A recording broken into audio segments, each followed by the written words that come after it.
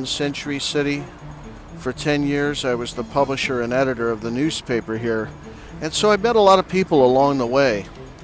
And when I was working on Tupac 187, I happened to mention something to Anthony Brooklier, who was an attorney that I was friends with. And I would see him kind of socially. He would come and listen to music. A good friend of mine plays in the mall in Century City. He plays at the Peninsula. He plays at Intercontinental. He plays at the Four Seasons. He plays all around here guitar. And so I'd come listen to him, and I'd sit with Anthony Brooklier, and we just, kind of shoot the breeze. And I had mentioned to him about this book. And the next time I saw him, he talked to me, and at the time Russell was thinking about suing the city, and so we engaged in a conversation. And then we got on a phone call, and he was really curious about the book. Well, the next time I saw him, I talked to him, and I had done my research, my homework on him. I'm not always the brightest when it comes to people's motives and how they're connected to any of this stuff. And it turns out that both he and David Kenner, the same year, had been convicted of tax evasion. And I just found that curious, and I did a little bit further research, and I found out that he and David Kenner are best friends. And so the next time I actually bumped into him, I was working on the manuscript, and he offered me $1,000 if I would let him read the manuscript before it was released. And I laughed. I said, there's no way that's going to happen. And it turned out he kind of confided in me. He said, David Kenner's extremely nervous about what this book is going to contain. Now, why would David Kenner be extremely nervous about the contents of this book? So it just is curious to me that so many of the players that are involved give up themselves. The fact that Kenner had confided in Anthony Brooklier that he was nervous about what this book might contain. The fact that Anthony Brooklier confided in me that Kenner was nervous tells me that we were on the right track and that this investigation was starting to yield some results. And so we needed to continue this investigation.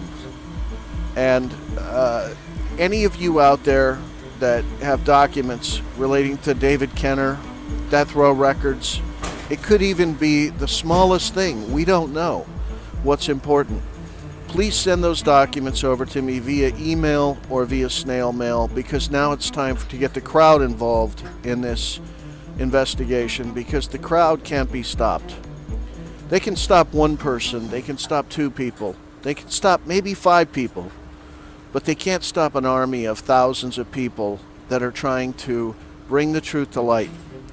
And let me just say something about why is it important that we bring the truth to light. So many people have said, hey, let the dead be buried, let this all be over with.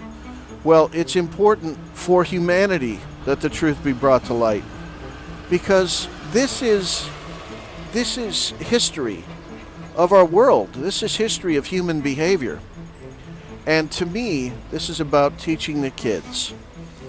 The government put out crack cocaine, and I wouldn't say it was everybody that was in the government. No, it was an element that was inside the government that was using that money to do covert operations, and they didn't want anybody inside other factions of the government to be able to see their budget. And in fact, there were 2 Bolin amendments, and they were banned by law from helping the Contras down in Nicaragua. So in order to help them, they needed money. How did they get money? One of the easiest ways to get money is through drugs. And so that's been going on for quite some time. I mean, it was going on with Air America, it was going on with the crack epidemic, and right now it's probably going on in a certain way with Afghanistan and the poppies that are in Afghanistan. I mean, you have to ask yourself why we've been in Afghanistan. And I don't want to embroil myself in a big political thing, but just to say that, the concept of America is that we're creating a more perfect union. So we need to learn what our mistakes were in humanity And we need to teach kids that even though they see somebody out there slanging drugs and they're making, whatever, $1,000 a day, and it's easy money, and, it looks like there's no risk, we have to teach the kids, hey, don't sell drugs, hit the books. We need to teach kids too, don't take that puff. We need to teach kids that there are choices that we make in life, and those choices lead to good things or they lead to bad things. And only by examining human behavior, things that have happened, can we actually learn the lessons.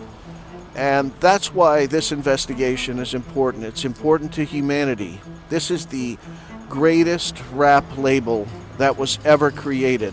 This was something that was done that can never be duplicated.